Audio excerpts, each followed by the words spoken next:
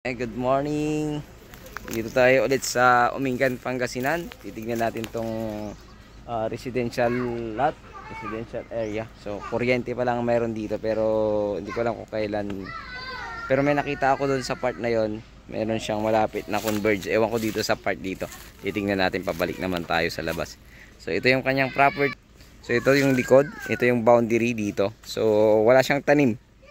Ayan, wala siyang tanim. So yung binabakuran siya ngayon, ayan, kung makikita nyo may mga poste siya.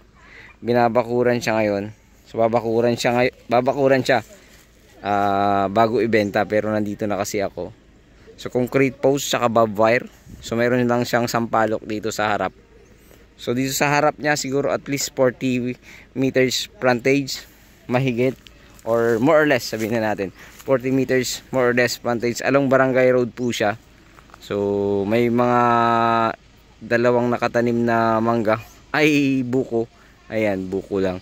So wala siyang mangga. Guyabano meron. So residential area talaga siya. At the same time pwede kang mag farm lot dito sa likod. So 3,600 mahigit. So hindi nila alam kung ano yung sobra niya. Wala kasi dito yung may-ari. So yung mga kamag-anak ko yun nandito na nagbabakod.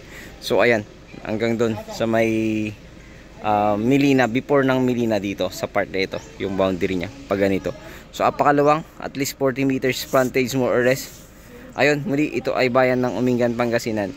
So ate, pangalan ng seller to? Pangalan niya na yung title, may-ari. Pangalan niya Malinis. Malinis.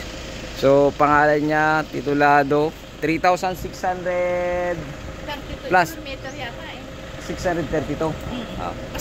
Basta 600 3,600 plus, no? Oo. 3,632 pero hindi sigurado, kaya 3,600 mahigit, more or less. So yan, sampalok lang yung tanim tsaka buko. Yung mangga doon hindi nakuha na ate. Hindi. Pero parang pero may buko pa siya. Tapos pa ganun. So mayroon siyang mountain view dyan sa harap. Kung natanggal mo yung mga tanim sa harap, para may mga guyabano doon. Tapos may maliit palang mangga doon. So ayun, muli, bayan ng Umingan, Pangasinan. Sukat nito 3,632 or more or less 3,632 more or less. At presyo nito 2 million yung sinasabi nila. So tingnan natin kung makakatawad pa po tayo. Pangalan naman ng seller natin.